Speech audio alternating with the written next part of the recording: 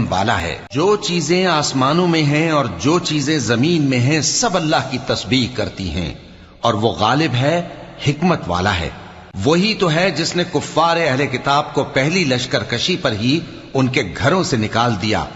مسلمانوں، تمہارے خیال میں بھی نہ تھا کہ وہ نکل جائیں گے، اور وہ لوگ یہ سمجھے ہوئے تھے کہ ان کے قلعے ان کو اللہ کے عذاب سے بچا لیں گے، مگر اللہ نے ان کو وہاں سے آ لیا جہاں سے ان کو گمان بھی نہ تھا، اور اس نے ان کے دلوں میں دہشت ڈال دی کہ اپنے گھروں کو خود اپنے ہاتھوں اور مومنوں کے ہاتھوں سے اجاڑنے لگے۔